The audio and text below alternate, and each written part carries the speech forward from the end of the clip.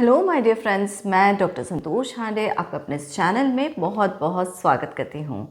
जैसा कि आप जानते हैं, हम हमेशा होम्योपैथिक मेडिसिन के बारे में बात करते हैं, कोई डिजीज़ कंडीशन के बारे में बात करते हैं। तो आज हम बात करने जा रहे हैं होम्योपैथी की एक बहुत ही पॉपुलर मेडिसिन के बारे में। कई बार ऐसा होता है कि बहुत नोन होम्योपैथिक मेडिसिन होती है या पॉपुलर होती है, तो उसके सिम्टम्स इतने ज़्यादा होते हैं कि हम कई बार उनके बारे में कंफ्यूज हो जाते हैं। तो इसी तरह की एक बहुत ही पॉपुलर मेडिसिन है एकोनाइट नेपेलस, जिसके कई सारे सिम्टम्स हैं, लेकिन उन सिम्टम्स को सिंप्लीफाइड तरीके से हम कैसे अंडरस्टैंड करें और डिजीज़ कंडीशन में अप्लाई करें, तो ये हम जानेंगे आज के वीडियो में। तो चलिए ज़्यादा सस्पेंस रखते हुए इसके बारे में शुरुआत करते हैं।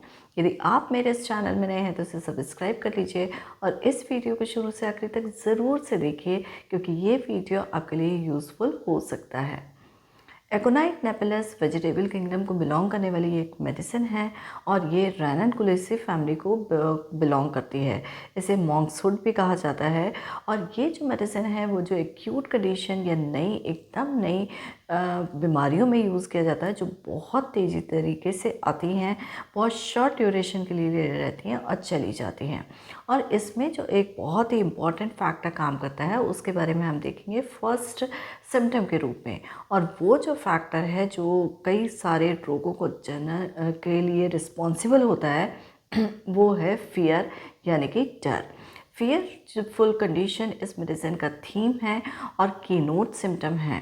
तो फियर इसमें या डर इसमें इतना ज़्यादा प्रोमिनेंट रहता है कि पेशेंट को इस फियर की वजह से एंजाइटी डेवलप होती है, घबराहट डेवलप होती है, और उसको जो बेसिक सारी परेशानियां जो होती हैं वो डर के साथ एसोसिएट रहती है और डर के कारण से पैदा भी होती हैं।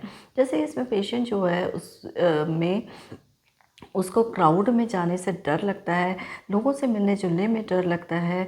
अगर कहीं पर ऐसी जगह पर जाना हो जहाँ पर भीड़ भाड़ ज़्यादा हो तो वहाँ पर भी वो जाने में डर लगता है। उसे सोशली लोगों से कम्युनिकेट करने में यानी बातचीत करने में काफ़ी ज़्यादा डर लगता है। तो ये जो डर होता है इस तरह की सिचुएशन में जब हावी होता है तो हम पाते हैं कि ये जो मेडिसिन है वो सोशल एंजाइटी डिसऑर्डर्स में काफ़ी ज़्यादा यूज़फुल है, जहाँ जब कि व्यक्ति को लोगों से मिलने जुलने में, नॉर्मल बातचीत करने में बहुत ज़्यादा डर लगता है और कई बार इस वजह से वो पैनिक भी हो जाता है। और यूजुअली इस तरह की सिचुएशन में वो लोगों को अवॉइड करना चाहता है, या जहाँ पर गैदरिंग होगी, कोई फंक्शन होगा, उसमें उसके जाने का मन नहीं होता है। तो ये इस तरह के सोशल एंजाइटी डिसऑर्डर्स के लिए काफ़ी ज़्यादा अच्छी मेडिसिन है।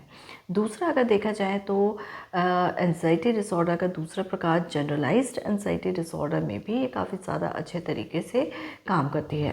क्योंकि देखिए, फियर तो है, एंजाइटी है, उसके कारण से रेस्टलेसनेस होती है, यानी कि बेचैनी बहुत ज़्यादा होती है। पेशेंट लगातार मूव करता रहता है, एक जगह पर प्रॉपर बैठता नहीं है, और ये जो इसमें एंजाइटी है वो लगातार बनी रहती है।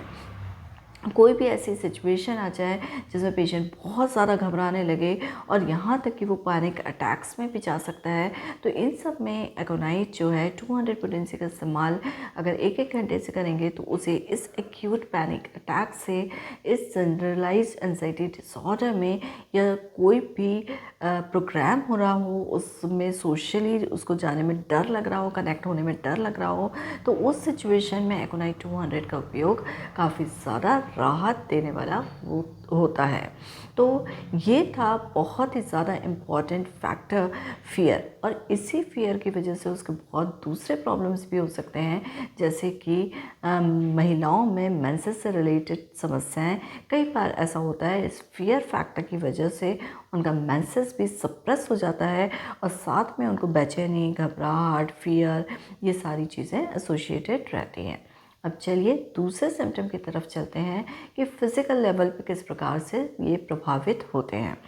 तो एकोनाइट में अगर किसी को ठंडी हवा का एक्सपोजर हो जाए, यानी उसको ठंडी हवा लग गई है, अचानक से लगी है, चाहे वो मौसम के चेंज होने से कि टेम्परेचर एकदम लो हो गया है, उसके कारण से उसे हवा का एक्सपोजर हो गया है, या फिर वो कोई ऐसी सिचुएशन में बैठ गया है जहाँ पर उसको ठंड ज़्यादा महसूस हो सकती है, जैसे लगातार एसी में काम कर लिया है, या कहीं और भी ऐसी आर्टिफिशियली क्रिएटेड कंडीशन जहाँ पर ठंडी हवा का एक्सपोजर पेशेंट को हुआ है और उसके कारण से उसे विभिन्न प्रकार के रोग जनित हो सकते हैं, जैसे कि ठंडी हवा का एक्सपोजर होते से अचानक से सर्दी जुकाम हो जाना, बहुत ज़्यादा छींके आ जाना, नाक में से पानी बहने लगना, तो ये सारी चीज़ें उसमें आ सकती हैं। और साथ में उसको बेचैनी वाला फीचर तो हमेशा एसोसिएटेड रहेगा ही रहेगा, ये इसका कीनोट फीचर है। तो ये देखा आपने कि ड्रॉट ऑफ कोल्ड एयर, ठंडी हवा का एक्सपोजर, इनकी वजह से इनकी प्रॉब्लम्स जो होती हैं वो काफ़ी ज़्यादा बढ़ती है। इवन यहाँ तक कि इनको खांसी भी होती है। इस तरह का अगर हवा का एक्सपोजर हो गया हो और उनको ड्राई यानी सूखी खांसी चल रही है, हैकिंग है, साथ में क्रॉकिंग साउंड आ रहा है, तो इन सब सिचुएशंस में भी एकोनाइट 200 का प्रयोग दिन में 3 बार काफ़ी ज़्यादा राहत देने वाला होता है। चलिए अब हम चलते हैं तीसरे सिम्टम की तरफ कि इसमें मेडिसिन में जितने भी एसोसिएटेड कंप्लेंट्स होती हैं, चाहे वो खांसी की कंप्लेंट हो या फिर सर्दी जुकाम की कंप्लेंट हो या फीवर हो, तो इन सब में एक फीचर जो हमेशा एसोसिएटेड रहता है वो है व्यक्ति को बहुत ज़्यादा प्यास लगती है। और ये प्यास भी कैसी होती है? अनक्वेंचेबल थर्स्ट, जिसका मतलब होता है कि पेशेंट की जो प्यास होती है वो पानी पीने के बावजूद भी नहीं ठीक होती, यानी उसको और डिज़ायर होती है।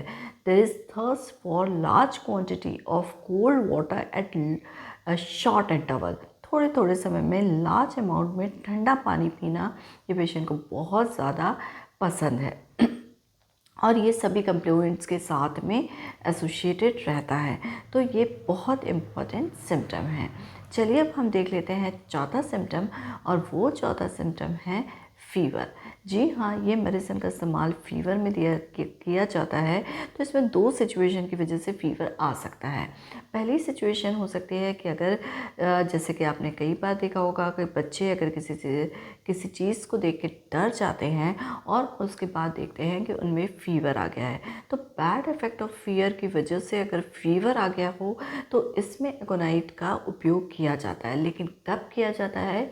जबकि पेशेंट बहुत ज़्यादा रेस्टलेस हो, यानी बेचैन हो, एक जगह से दूसरी जगह मूव कर रहा हो, लगातार उसमें बेचैनी को एग्जिबिट कर रहा हो, तो इस सिचुएशन में इस मेडिसिन का उपयोग किया जाता है।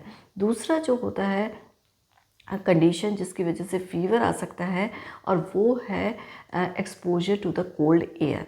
जैसे कि अभी हमने देखा था कि ठंडी हवा का एक्सपोजर होने के बाद में ही पेशेंट को प्रॉब्लम बढ़ती है।